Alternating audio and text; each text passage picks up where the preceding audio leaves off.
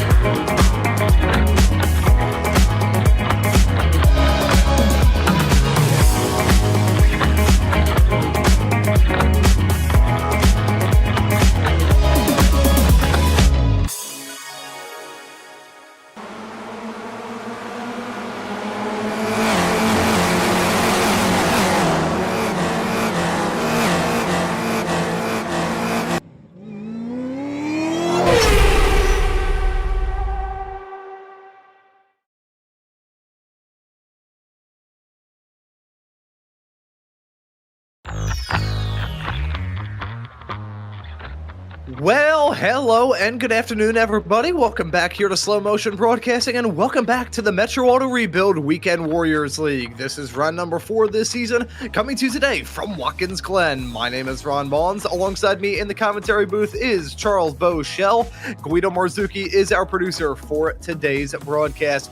Well, Charles, after what has been a somewhat tame start to this season, even with the brilliant racing, we head off to an absolute drafting monster of a racetrack here at Watkins, Glen, off the back of Sebring 1 week ago, which is such a smaller track.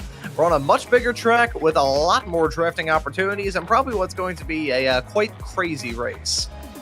Yeah, absolutely. You know, we always say this is going to be a crazy race, and it will be because it's just a draft-heavy track, especially with these cars.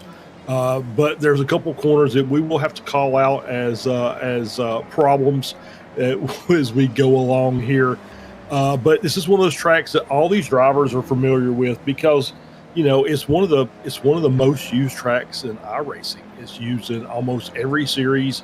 It's used for single make racing. It's used for multi-class racing. It's used for, you know, it's used for just about everything, and always produces good racing. And so I'm really looking forward to this.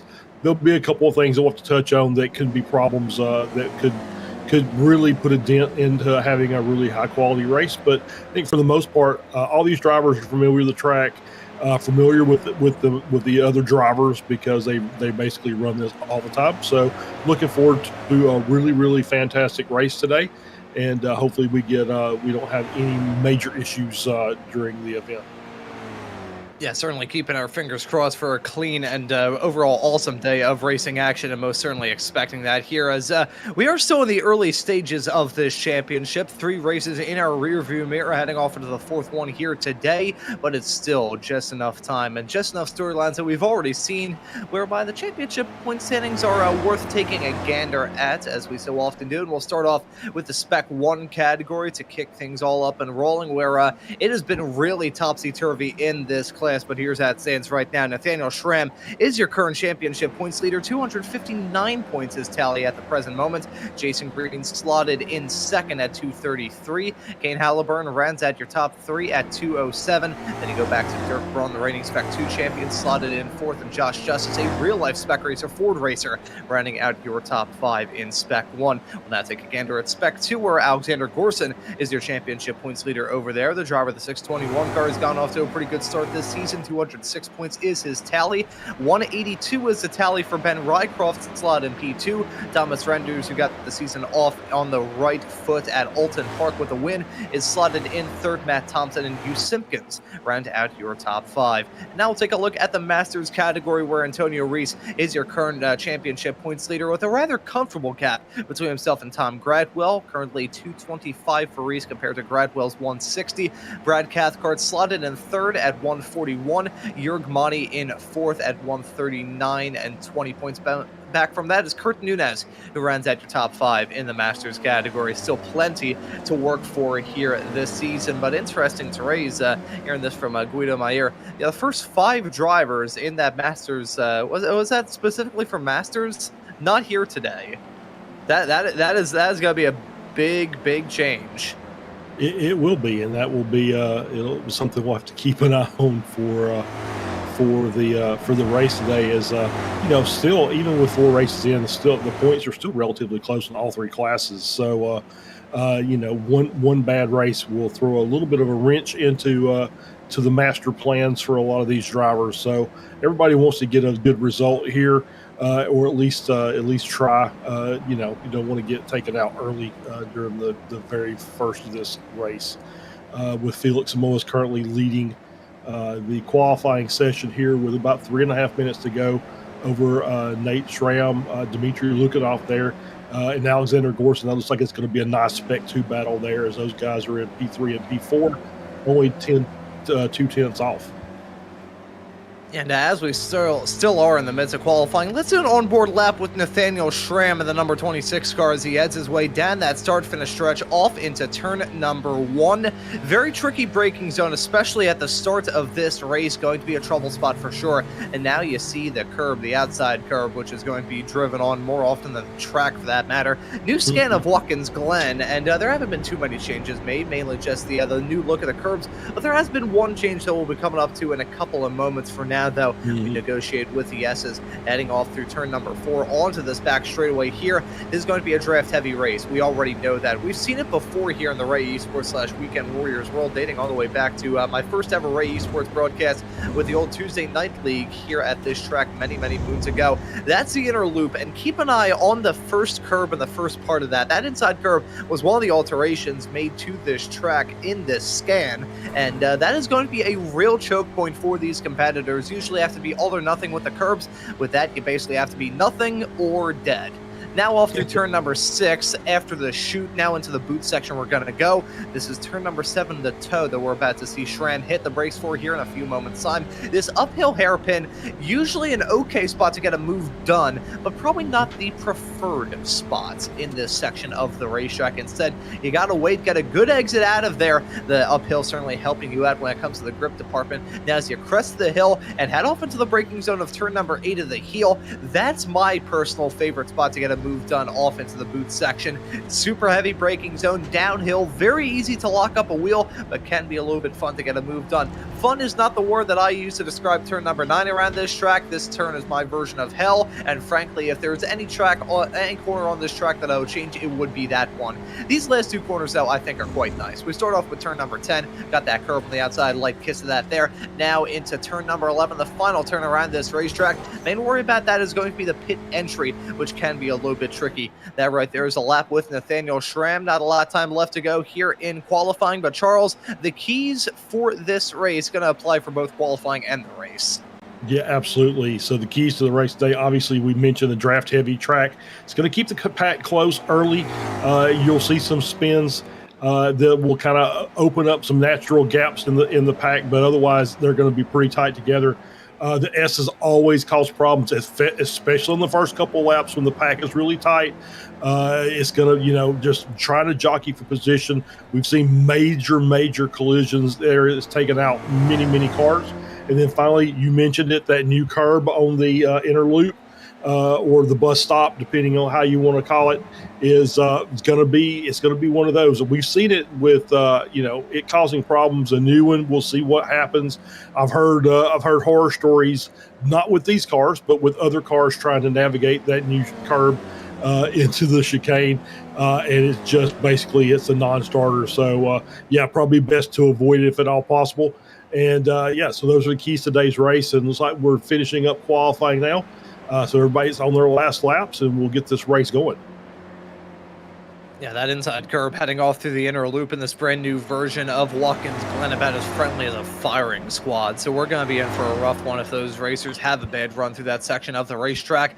But the checkered flag at these drivers looking to set their final times. Daniel Wood all right through sector number 2. We'll see what he can do in the 280 cars. He has his way down off into the final corner. Currently P6 at the moment for Daniel Wood. A very good effort in this qualifying session. Tap of the wall, though, coming out of it. That may very well invalidate his lap time and certainly slow him up a heck of a lot too. He does not improve, remains in P6. It's actually third of the Spec 2 competitors, as Dmitry Lukanov and Alexander Gorson sets a complete row number 2 at the current moment. Awesome stuff from those two, as here comes Nathaniel Schramm about to cross the line, the number 26 car. Will this be enough to usurp Felix Samoa's off that pole? It will not. A 203.050, not enough for Schramm to be able to jump into that top spot. As we look at the likes of Joshua Justice and Jurg Mani, both on very good lap times. I'm not sure if they will be improving here, as Justice in that number 99 car currently qualified in P16.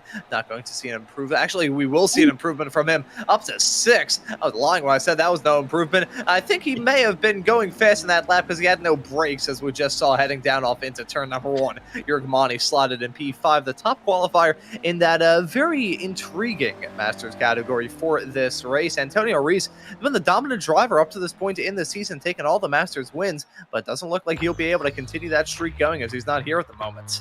Yeah, absolutely. And it's kind of odd because I know I've seen Antonio on this track before, so I know he owns it. So maybe had something had something else going on, which is fine. This is for fun. So family always comes first. And if you're not here, you're not here, and you'll lose some points, and then we'll be having something to talk about next week. So yeah, it's I did see that was a great run by Justice. Obviously, a real world spec racer driver. I think he used the draft to his advantage there to get himself a very good lap there at the final shot before qualifying ended. Note that here in the Spec Racer Fords, we don't have any adjustments when it comes to fuel, so usually see the quickest times right at the very end. But on the slight lull of the action with the qualifying session officially in our rearview mirror and the race start coming up soon, we'll let you know that when it comes to repairing your vehicle after an accident, you'll hear a lot of different terms thrown around, like aftermarket or reconditioned parts, blend within the panel, spot refinish, direct repair program. The list really goes on and on. Before we make any final decisions, ask us the true definition of those words. In most cases, they may not be the best thing for your car. If you want your vehicle restored using factory methods and specifications with OEM required tools and equipment, depends on the professionals at Metro Auto Rebuild, the sponsor here of the Spec Racer Ford Weekend Warriors. We will give you honest answers about the repair process, your rights, and your responsibilities. You want someone who's there with you every single step of the way. We'll get you back on the road safely, timely, and with our guarantee that you will love our workmanship. Please let us answer any questions that you have about about the repair process. We're here to answer your questions about estimates, insurance company coordination, and billing, as well as rental car coordination too. Visit our website anytime at MetroAutoRebuild.com. We'd like to thank Metro Auto Rebuild for sponsoring this season of the Spec Racer Forward Weekend Warriors. Now, with all the business and the qualifying session taken care of, let's take a look at the starting grid for today's race, the fourth round of this Metro Auto Rebuild Weekend Warrior season. And Felix Samoes will line that number 31 car up on the pole position. Nathaniel Schramm will join him on the front row. Dmitry Lukinov starting this race in third, grabbing the Spec 2 pole in the process. Alexander Gorson, another Spec 2 racer, lining up to complete row number 2. Jurg Mani, the Masters pole sitter, will start this race in P5 next to Joshua Justice in 6th. Daniel Wood will start in 7th alongside Kane Halliburton, looking to rebound after not being here last time out. It's Andrew Love starting this race in 9th, and then rounding out our top 10 here today will be Ben Rycroft. Yeah, starting on row 6, we got Adam Bradshaw in 11th. Josh Wilkie starts in P12. Joaquin Osbeck starting in 13th. Steve Saunders, new name, I believe, starting in 14th. Dirk Braun starts in position 15. Matt Thompson starting outside of row 8 in 16th. Jason Green starting in 17th. Kevin Adrian in 18th. Scott Russell, P19. Kurt Nunez starts in 20th. Andy Middleton starts in 21st. Charles Mandieu starts in 22nd. Chris Thorpe starting in 23rd. Charlie Vaccaro starting in 24th. Nicholas Rycroft starts in P25. Jeff Jacobson starting in P26. Paul Jackson starts in P27. Michele Baglini starting in P28. Josh Flores starts in 29th. Jason Grider, JG1, starting in P30. And Andrea Favini, shotgun the field, starting in 31st. And that is your 31-car starting grid as we're rolling on our pace lap. And a full pace lap here, so we have got a lot of time to kill here. Well, you know, I actually about think 3 minutes. Yep. Yeah, about 17 years. I will grow a gray beard by the time that we're done with this pace lap. I think we'll touch on some of the storylines heading off into this race. Of course, this track is going to be a draft-heavy one. We are going to be seeing that from the drop of the green through to the fall of the checkered. But it being season 4, we do have to worry about the track temps as well, because they are quite cool. I mean, not unseasonably cool, because it is, you know, mid-October in upstate New York. It's quite normal to see temperatures like this. Currently 69 degrees Fahrenheit. Nice, with wind speeds at about 18 miles an hour. Means that the track isn't too hot. Only 73 degrees Fahrenheit for the track temp, which by track temperature standards, that is ice cold. Yeah, it's a cool track, and it's a little gusty, so I'm wondering if the wind is going to play a little havoc, especially when you get in some of these corners that are crosswinds that might have an issues. We saw a car taking the escape route through the bus stop there, just giving everybody some room. Probably not a bad idea. Want to be safe out here as we take our pace lap. So, you know, we got to get the tires up to temp. We always talk about the first lap being a little treacherous, and this is not going to make things any better with the cool track. So we want to make sure that we get a nice run down into turn 1. We give everybody plenty of racing room, and then we're really eyes open and focused going through the chicane for the first, or through the S's for the first time, and then going down into the bus stop. Make sure that we don't be fighting, because obviously you start fighting cars through corners and you lose time to the cars in front. So we want to make sure that we get these cars nice, get the packs for them, the straight line, draft pack running, and get that done as early as possible. And that's going to make for a really good start, and we'll have us a pretty fantastic race from that point forward. To see how quickly these racers can sort things out and test the temperature here at the Glen. This is a sort of racetrack where tempers can flare, and the racing can get really hot out there on the racetrack. Just to quickly touch on the storylines that have qualifying, though, it's now 4 separate pole sitters in the Spec 1 category thus far this season. Kane Halliburton in round number 1 at Alton Park. Round number 2 was Edwin Rivera starting from the pole at Tsukuba. Ian Joyner started from the pole last time at Sebring, and Felix Samoes grabbed the pole, of course, here today. He'll be leading us to green here in just a few moments' time. Dmitry Lukinov, meanwhile, going to grab his second straight Spec 2 pole, as Jurg Mani, despite the fact he's yet again to victory lane here in the Spec Racers in the Masters category, it's already grabbed, this is now 3 straight pole positions for him since he had a week off for the Weekend Warriors 10th anniversary special. But here we go. We're expecting some action. We're expecting some drama. But expecting the same great, respectful racing as usual here in the Spec Racer for Weekend Warriors. That's already a driver coming down pit lane. That's Watkins Mosbeck, but the green flag is out. The drivers are on their way, and we're racing here at the Glen. Fantastic start from Felix Samoas. We'll have a nice, comfortable gap as we head our way down off into turn number 1. Lukanov, meanwhile, getting off to a flyer. He's already jumped his way up to second. Schramm, meanwhile, having to fend off the challenges from Halliburton and Morrison alike. Now you can see 3 wide racing right behind Josh Justice, getting very experimental. Not for the right call as far as I'm concerned to take the run so early in this back flat out blast, but it's not going to stop these racers from doing it. No, absolutely not. But that was nice. Justice kind of, I think, lifted a little bit, got to it too wide, much easier to handle through there, first going through the bus stop for the first time. As we see these racers running off through the choke point. Look at Justice making contact there. That's himself and Alexander Gorson, and Gorson gonna spin around. Disastrous stuff for the driver in the Spec 2 category after starting from the front row. He's down P17 as we've had some more drama heading off through that section of the racetrack. Many a racer dropping down like a stone thrown into a pond. I think Joshua Flores, Scott Russell, and Chris Thorpe, who are currently running back of the pack of the racers out there on the racetrack, may have been involved in their own bits of drama. We'll note Watkins Mosbeck, after pulling into the pits right at the very start, he has not rejoined the race, so not exactly sure what the deal is there, but he may be having some technical issues. But as we get into the boot section with these racers, hoping to keep it a little bit more clean. Yeah, so far, I mean, it's not been too bad, but obviously we saw the contact there with Gorson and Justice in through the inner loop. We saw the Russell as well with Chris Thorpe coming out of the inner loop there, which that inside curb on that second part of that chicane is just absolutely terrible. So I'm sure that had something to do with it. So yeah, for the most part, pretty good start. Obviously, would love to see everybody get through, and yeah, I hate it for Osbeck. He's always up near the front, and to have to come down pit lane at the start of the race is a tough break. A very, very tough start for those competitors, getting struck by falling anvils early. Will knows, you can see from the graphics, Watkins Mosbeck has decided to call it a day, hearing that he may have had some connection issues, so that is game, set, match for him right at the offset. Daniel Wood, meanwhile, running extremely wide down into turn number 1.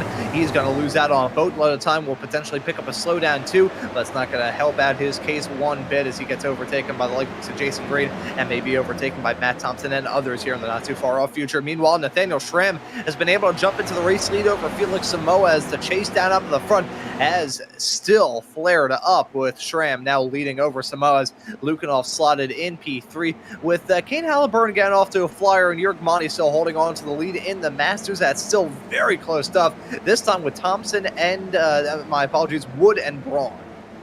Yeah, just you see people taking some big chances through the inner loop there, but good start from Schramm up front, taking the lead over Samoa's. Obviously, I think that will change multiple times during this race, and probably we're getting into this first part of it. I think there'll be a lot of fuel saving up toward the front of the field. You may see some guys that are out of place, like Jason Green, Dirk Braun, who usually run up near the front. You may see them guys take a few more chances on passes to try and maybe burn a little more fuel and get up a little closer before that pit stop, so they don't have as much to make up after it's done, because I think that's when business picks up for this group. So be looking for those guys somewhere in the mid-pack to start working their way forward. But good start, obviously. So we're looking there. Josh Wilkie up 5, Jason Green already up 6. Jeff Jacobson up 9, having a great start to his race as well. Alexander Gorson, you see, down 14, but he looks like he's starting to work his way back up. So as you see, still very, very tight together. Only a couple of breaks in our pack, so we've got some draft trains already forming.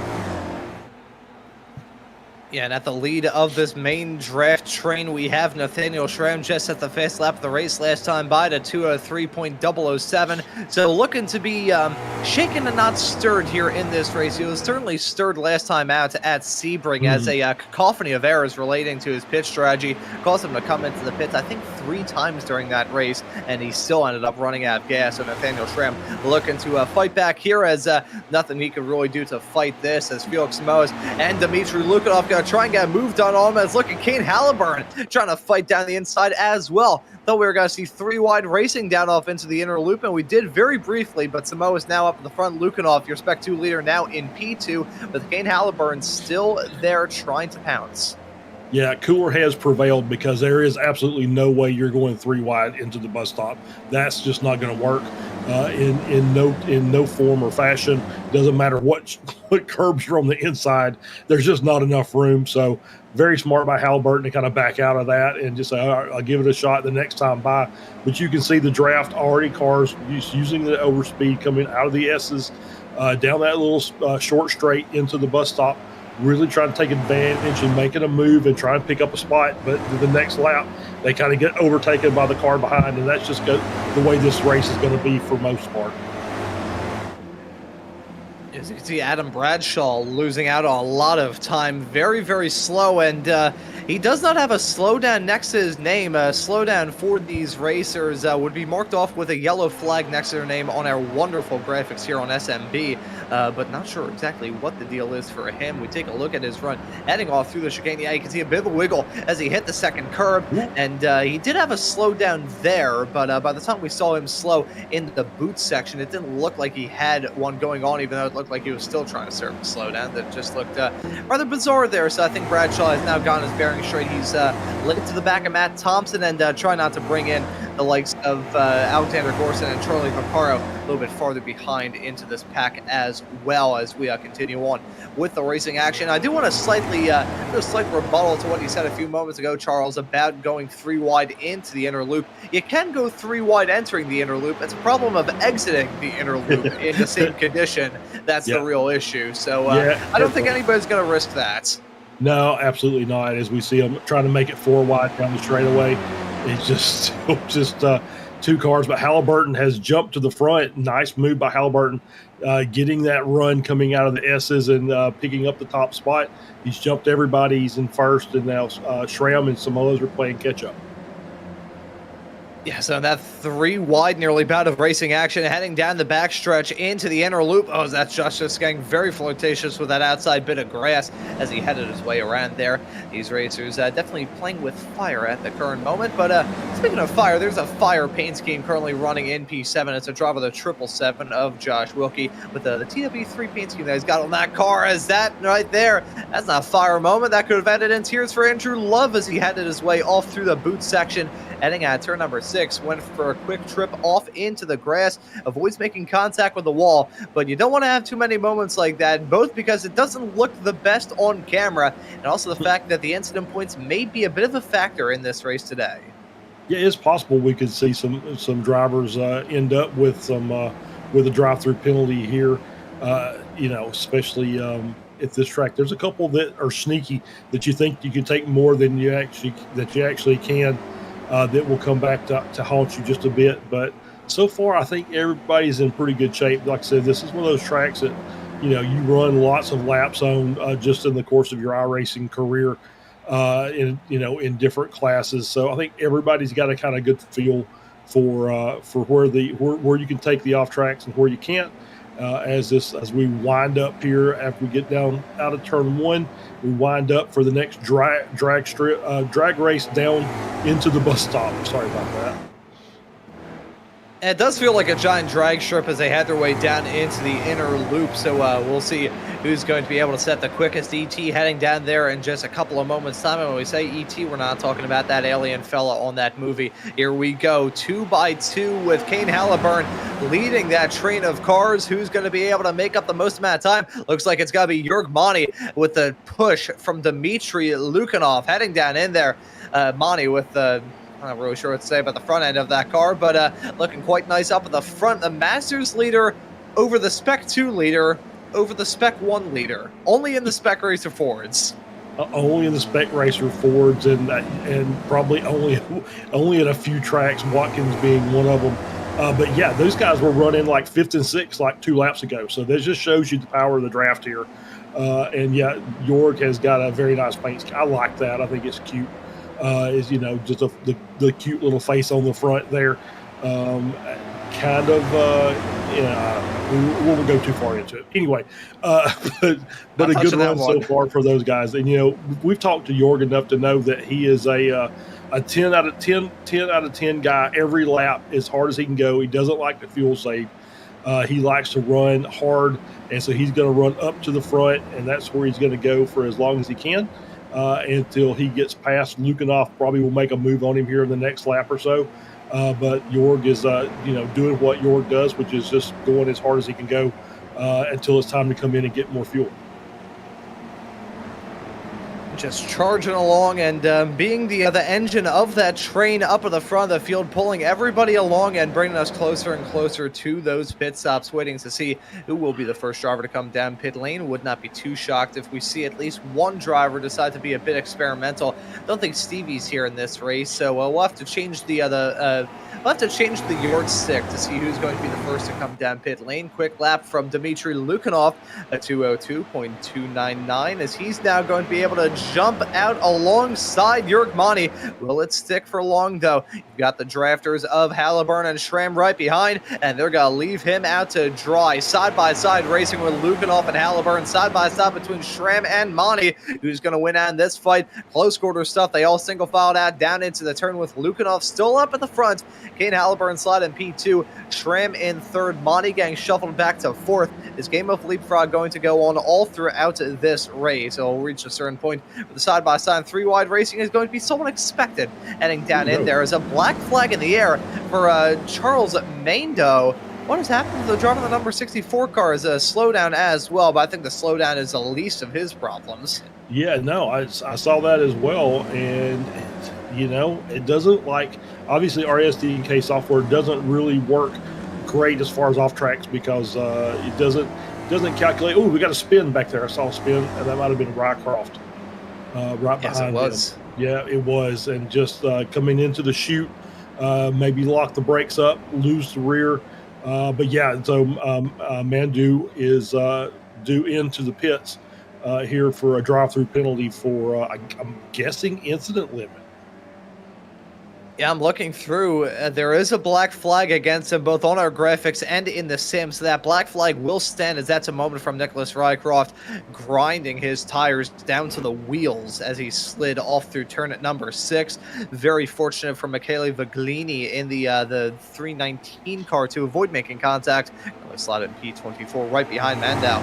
And that's rather bizarre to pick up. A reminder, folks, to just briefly touch on the incident point limits that we've got here in the Spec Racing Forward Weekend Warriors series.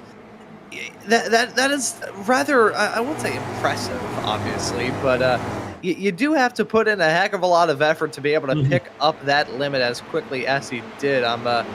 Good stuff. You'd think with how long I've commentated this series, I would know the number by heart, but I'm going to get that information in terms of being. Yeah, I think it is 13 as well, and then 18 is the DQ. I'm going to hold off at that point as we got 3 wide racing heading down into the inner loop. That's Monty jumping up to the front. Lukinov and Halliburton side by side, though. That's really gutsy stuff. Monty off into the dirt. Hopefully he didn't pick up a slowdown there. But that is 13x in 13 minutes. That's a, Lou Gehrig generational run.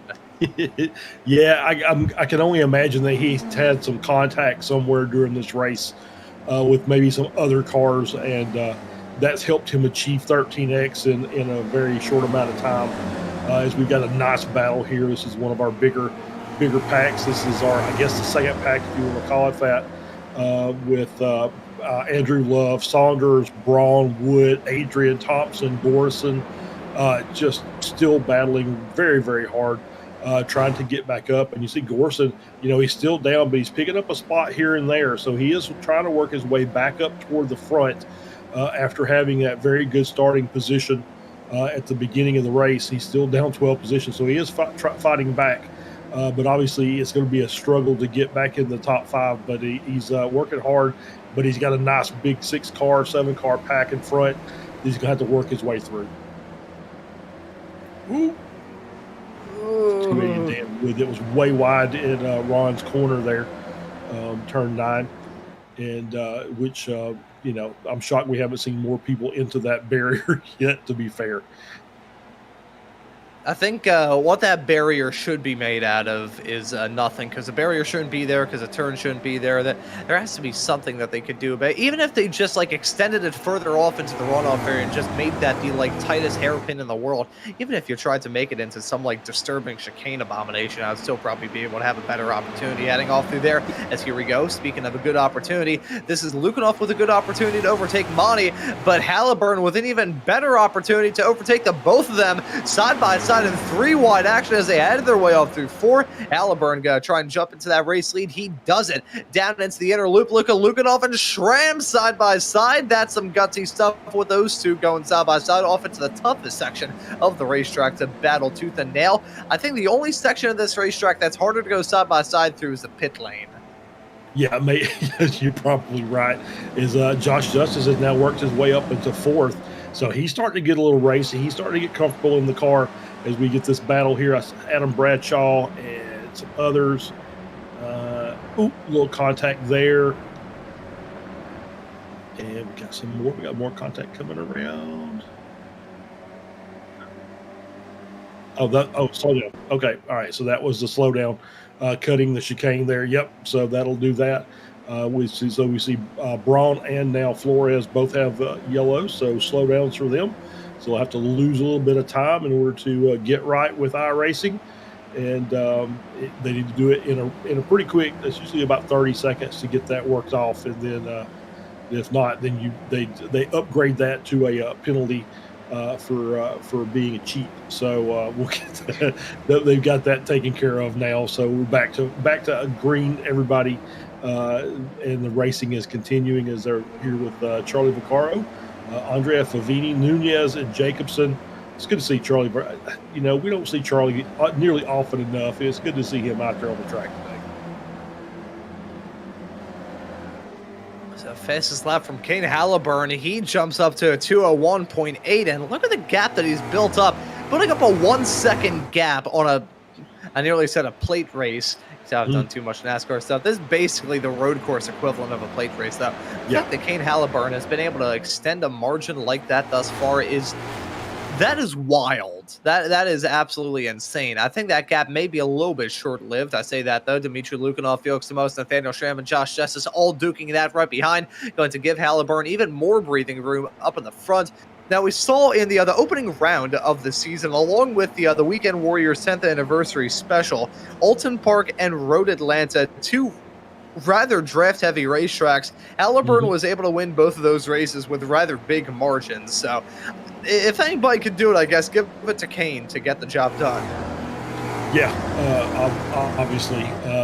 But Samoas is now in the lead of this group, and they're starting to fight their way back. They picked up a half second on Halliburton on that little short straight coming into the inner loop, and now he did stretch it back out coming through that section, back up to 9/10, but that gap is shrinking again as these cars are building the draft up, and I don't think he's far enough yet to get away.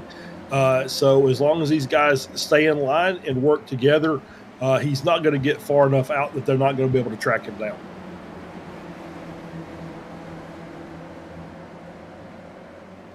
Yeah, I was just going to say that we still have a whole lot of time left to go in this race. We're coming up to the halfway mark. Yeah. We're 18 and a half minutes into this 40-minute long race.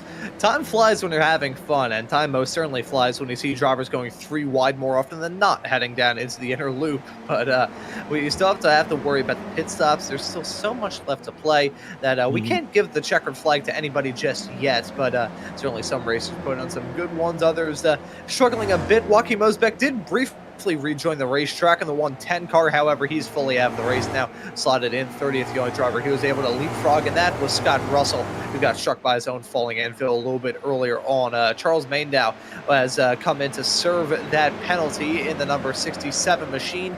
We'll have to keep an eye on him after the first infraction. You have 5 incident points left, which, bearing in mind, folks, you get 4x if you make car contact, and iRacing deems you to be at fault. So that 5x can go away in the blink of an eye. So we may have to worry about some disqualifications coming up today too.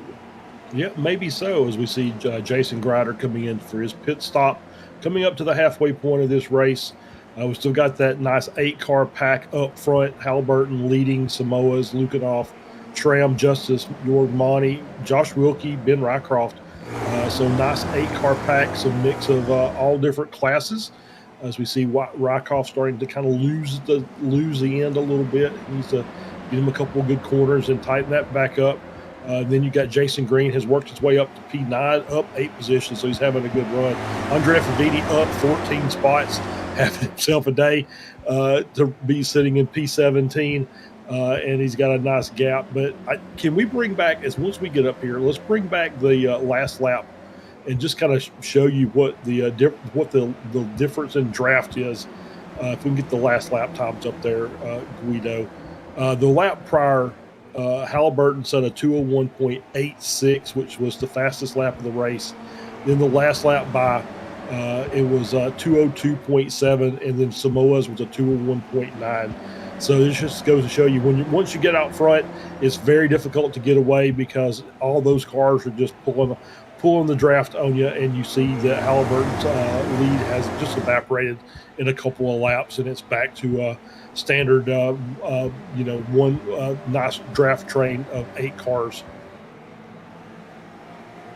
Yeah, strong pack of drivers, strong pack of everybody, as we've got a strong pack of drivers coming down pit lane. That's Dirk Braun, Alexander Gorson, and Matt Thompson all breaking away from their own battles to make that decision to come down pit lane. Now, we saw in the Formula Fords a little bit earlier on at another draft-heavy track, that being at Road Atlanta on the short configuration.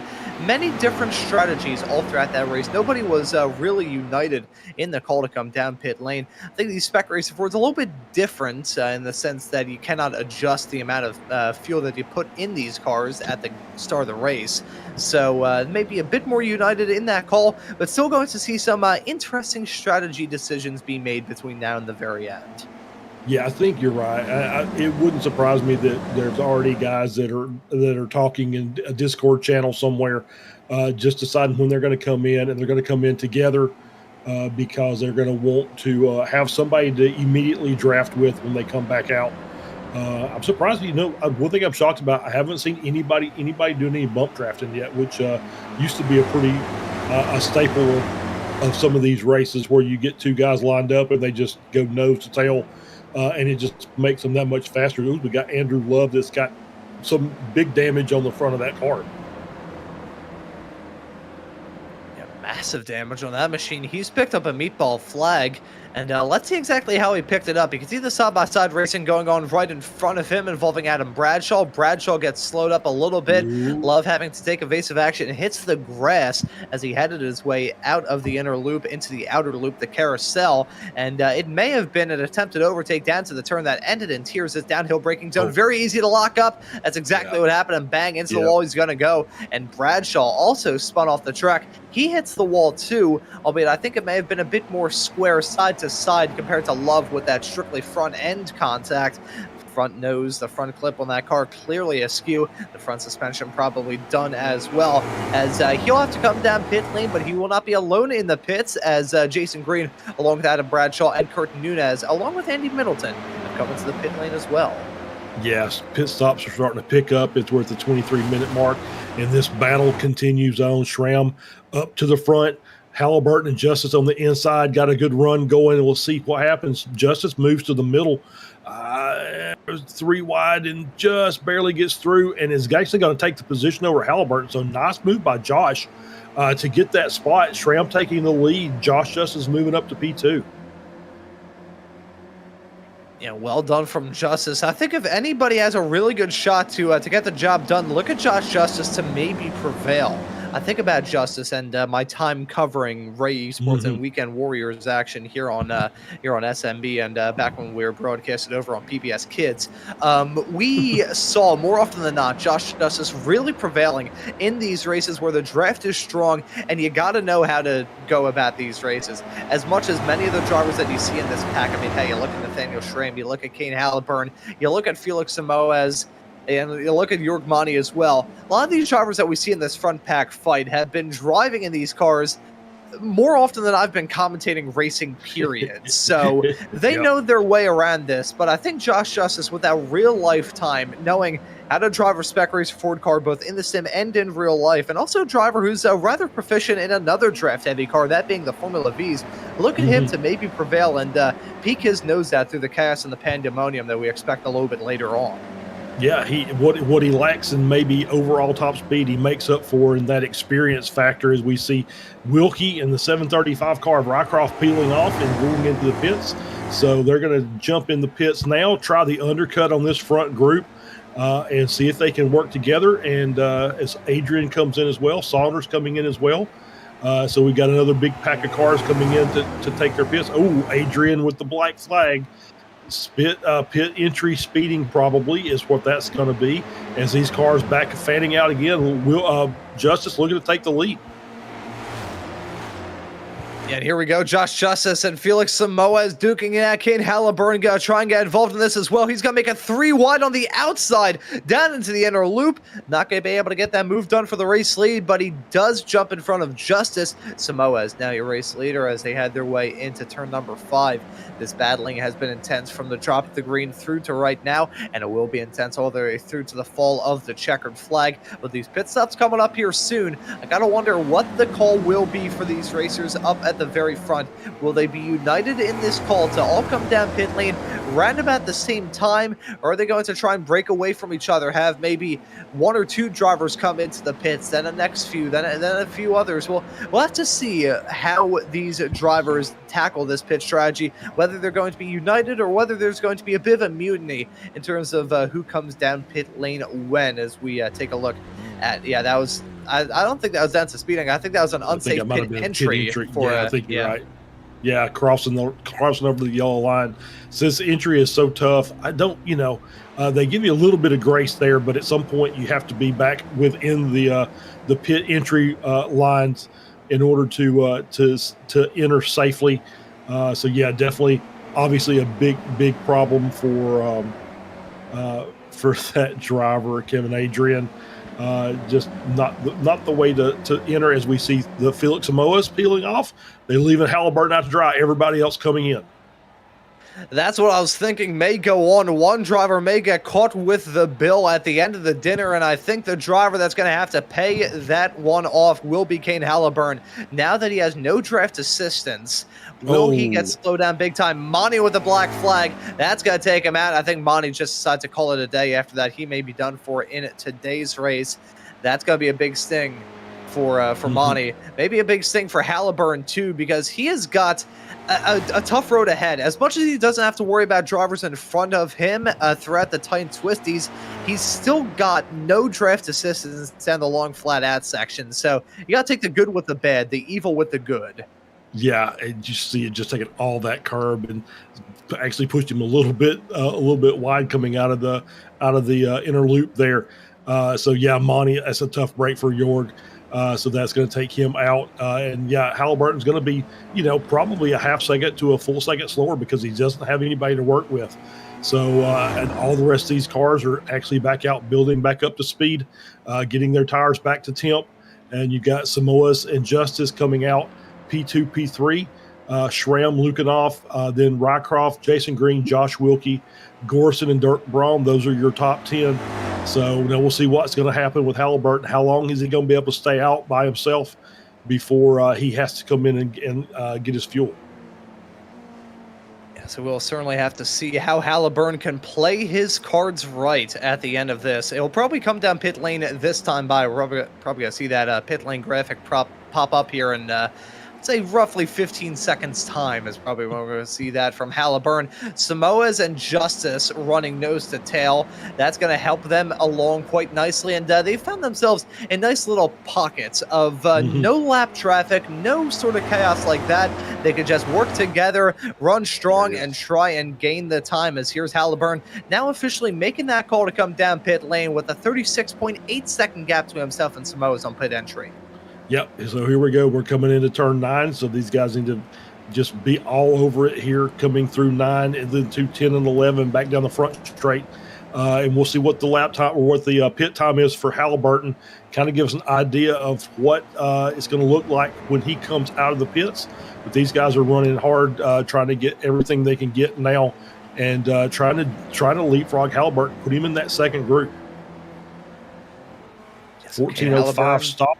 He's on his way out now as they're coming down the front straight. Yeah, Kane Halliburton gonna have the benefit of that shorter pit exit on that inside line. And let's see what the gap is as he gets up to speed, 2.6 seconds.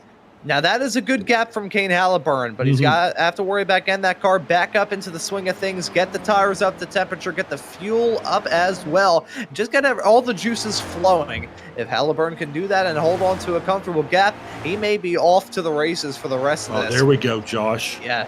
I like to see that. Yeah, the bump draft, and that's exactly what Justice needs to be doing. He needs to be pushing Samoas to try and make up that gap to Halliburton. Yeah, that's exactly what those two need to do, work together. At this point, it doesn't matter. If they decide to throw haymakers at each other, that's not going to help them out in terms of getting the win.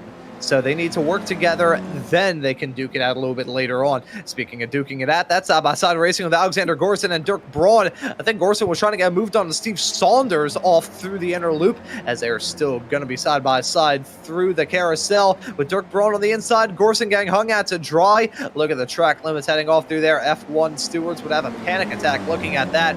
Gorson now in lucky number P13 as he has a fantastic view of side-by-side racing between Dirk Braun and Steve Saunders. Is now the battle for 11th. One driver is Spec, one driver, the other is Spec 2, and they're still side-by-side down into turn at number 7 through this uphill hairpin. They're going to go, and look at that. Gorson going to maybe try and time a run and go 3 wide with these racers as they head their way out of there. He's side-by-side with Saunders at the very least. Will he go for a move on Braun 2? We've got side-by-side racing going on right in front, though, between Daniel Wood and Matt Thompson. So it is a whole hornet's nest of Spec Racer Fords, 5 cars strong, duking it out off through the tight twisties in the mid-sector.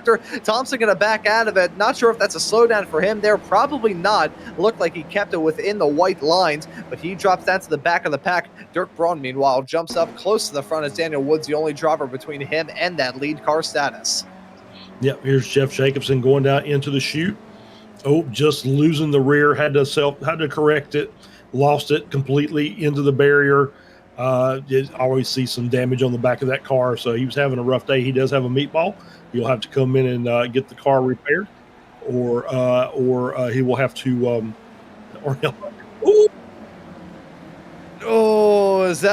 there, 3 wide as Josh Wilkie going to crash right in front of them. Got to choke him up quite a lot as that was 3 wide racing between Gorson, Saunders, and Thompson heading down in there. That could have been disaster as they headed their way through turn number 1 and had to negotiate that car of Wilkie running all by his lonesome. What in the world happened here? May have been those killer new curbs striking for the very first time here. Let's see with Wilkie, bit of a wiggle at the apex and kept sliding. Nothing he could have done there. No, just hit the compression going through the apex of turn 1 and just lost the rear of the car, looped it around. I guess maybe too much throttle, and he was trying to track down Jason Green there for P7, and was making a little bit of progress, not a lot, but that's obviously put a wrinkle into it, dropped him down to P15, and then we've got another black flag for Jeff Jacobson. So to add to that, a black flag and a meatball. So I think that's the worst combination possible without having the big white X on the black background, which means you've been disqualified, which if he doesn't come in soon, that will be the next flag he sees.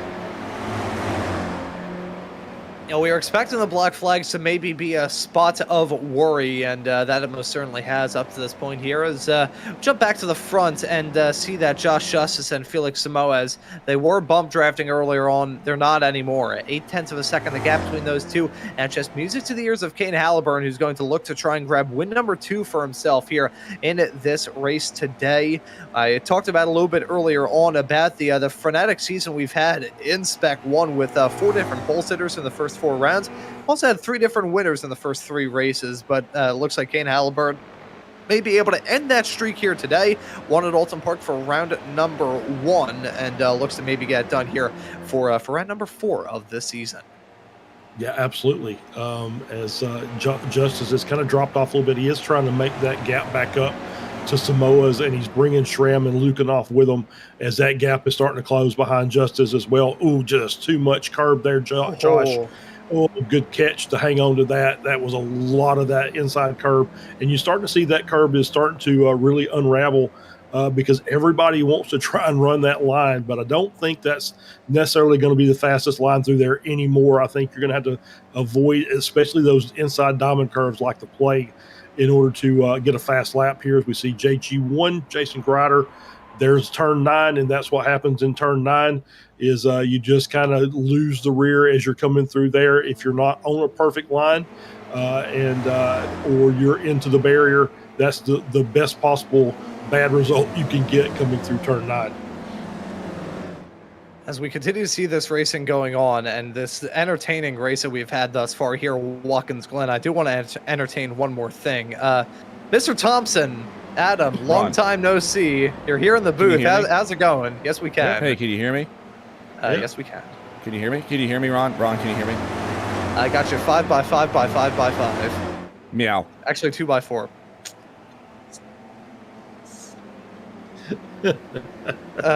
Son of a Braun currently runs in P10 in that number 52 car. Let's see what he can maybe do in that battle in the midst of it with himself, Alexander Gorson, Daniel Wood, Steve Saunders, and Matt Thompson all involved in that. And Josh Wilkie not too terribly far off of that. See, I act upset. I absolutely saw that coming, so I can't say I'm surprised. Hey, Adam, I think that there's orders in your inbox, so we're going to have to send you away again. Okay, copy that. Bye.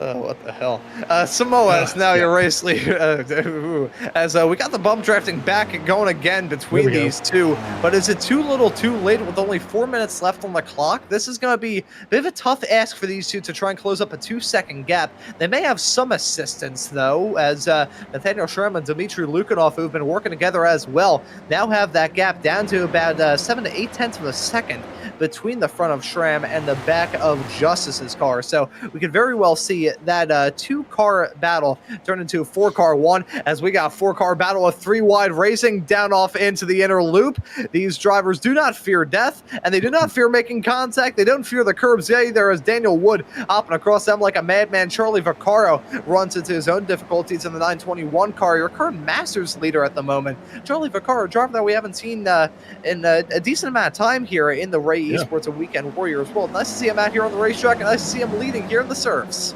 Absolutely. Yeah. Having a great run, running 15th, haven't been, like you said, hasn't been here in a while. It's always good to see Charlie in the races as Justice is trying. He needs to get that bus stop cleaned up a little bit and just be able to stay behind Samoa so he can pull that draft and use that bump draft. And that's the only way they're going to be able to catch Halliburton.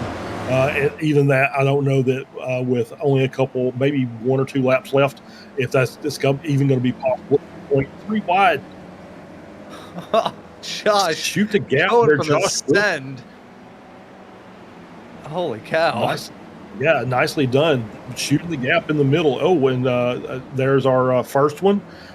Charles Mandio is now disqualified from the race. So the incident bug has finally closed him out, and he has been disqualified. So I mean, just a nice move.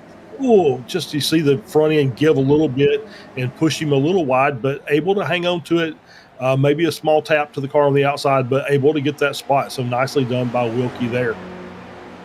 Oh, that was an audacious move from Josh. He made it stick, though, which is absolutely awesome, as that right there was side-by-side racing going on. You know how I said that these drivers converging on each other will have either meant one of two things. They're either going to start throwing haymakers at each other, or they're going to be able to mount a charge to Halliburton. With the white flag in the air, I believe, for Kane Halliburton, at least we were very close to it a few moments ago. Nathaniel Schramm, Felix Samoas, and Josh Justice have decided to say, no, they're just deciding, nope, we're not going to win this race. Let's just battle it out for the final 2 podium spots. And hearing as well that the white flag was not in the air this time by. So it was not in the air last time by. It will be in the air this time by, if I can spit my words out.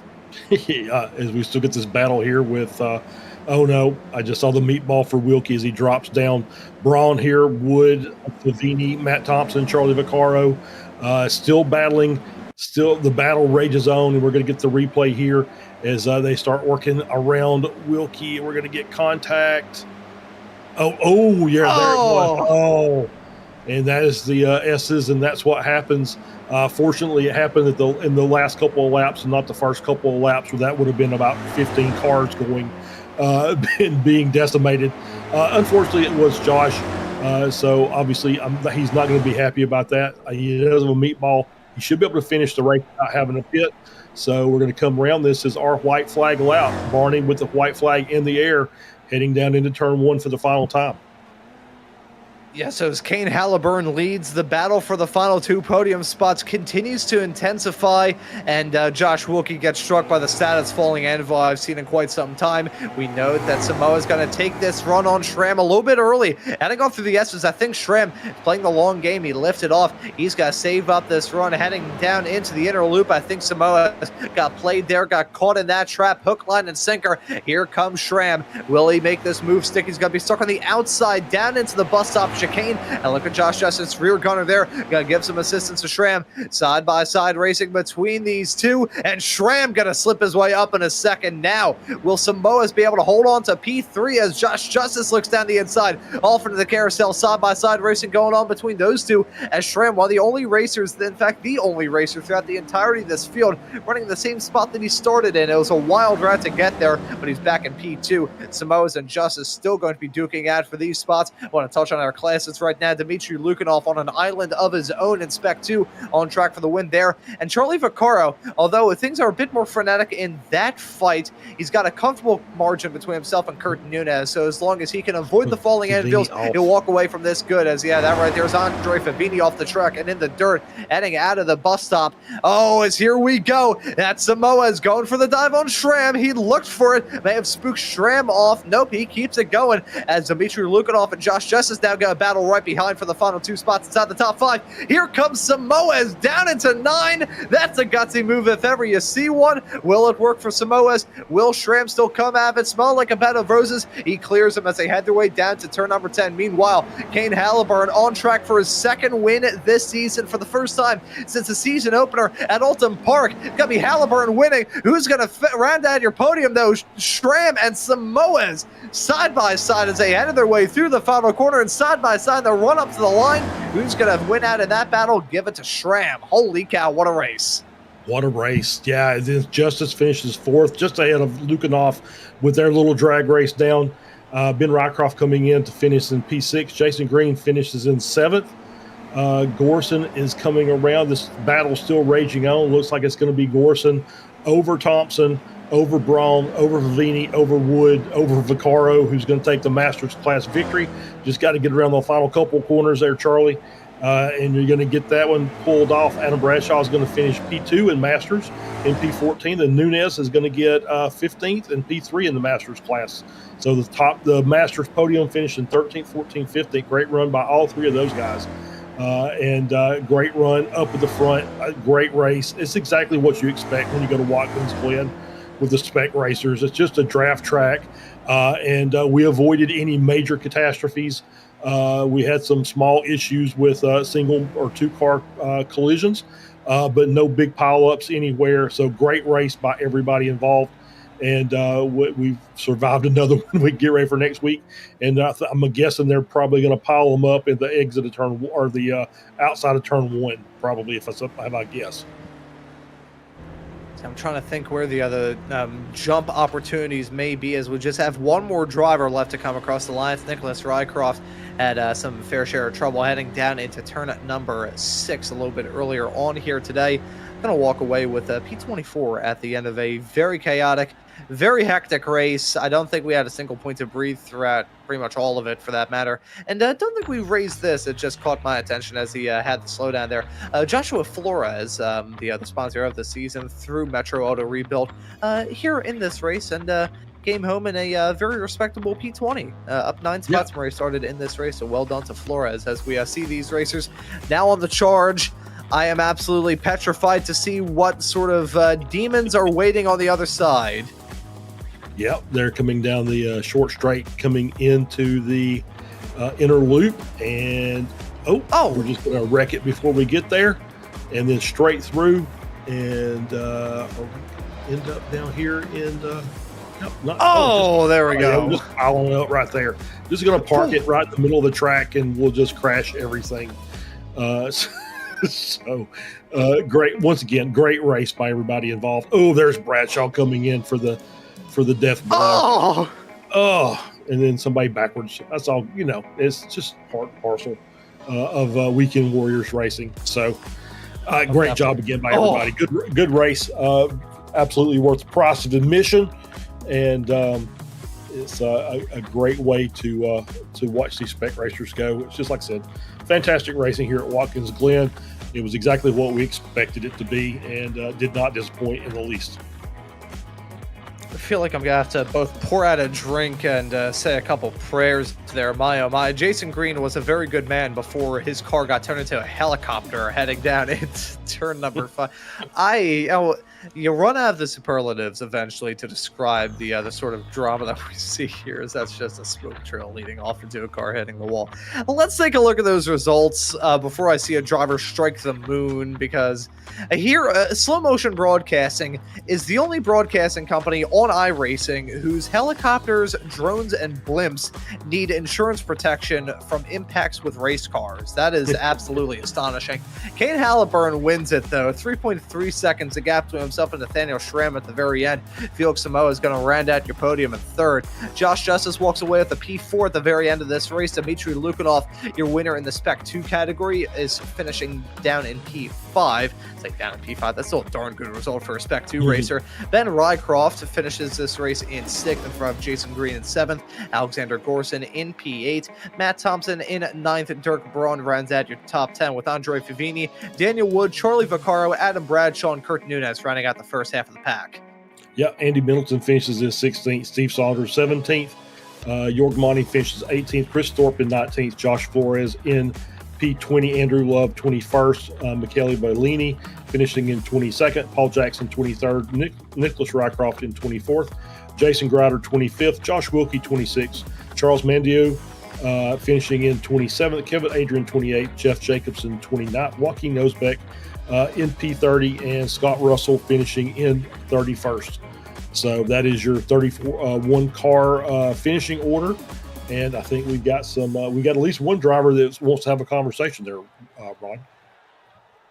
Yeah, we already have some drivers joining that interview waiting area. I think we'll get things all up and rolling by having a chat with Nathaniel Schramm, our P2 finisher at the end of this race. Nathaniel, welcome into the broadcast booth. P2 for you at the end of this race, and the only driver throughout the entirety of the field that finished in the same spot that he started in. So I want to ask you about this absolutely insane race today here at Watkins Glen.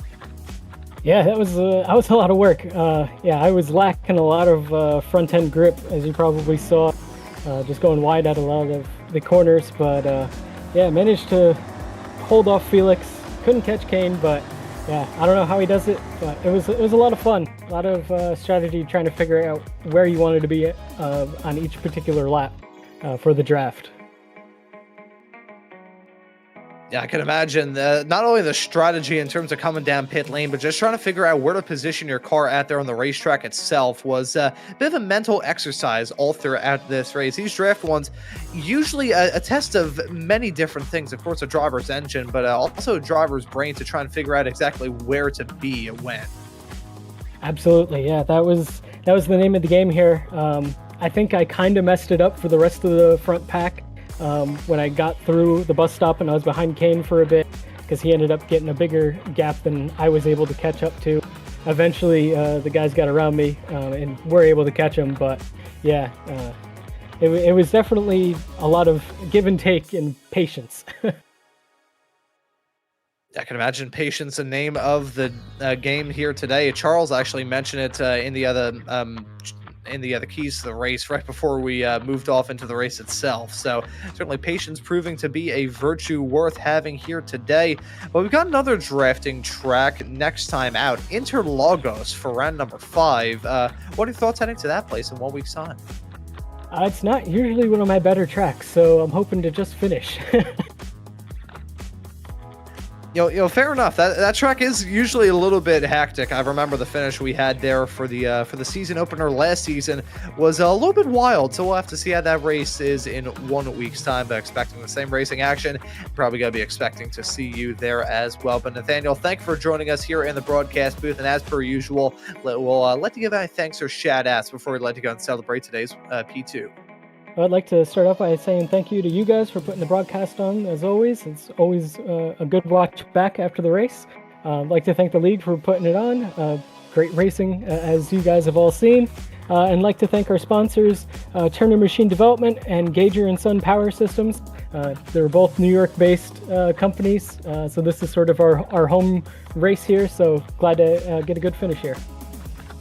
And there we go, impressing at home. Nathaniel, thank you for joining us here in the booth. Well done on the P2, and looking forward to seeing you out there on the racetrack at Interlagos next time out. Thank you. That right there was Nathaniel Schramm, our P2 finisher here at the end of this race. Feel a little bit bad because it doesn't look like we're going to have any other drivers joining us to have a chat. We really need to stock up on the snack choices in the interview waiting areas. I think Josh and I have been skimping out. We've got some moldy Chips Ahoy in there, some bad ramen, but Charles, maybe they're pretty allergic to cats. Yeah, that could very well be it.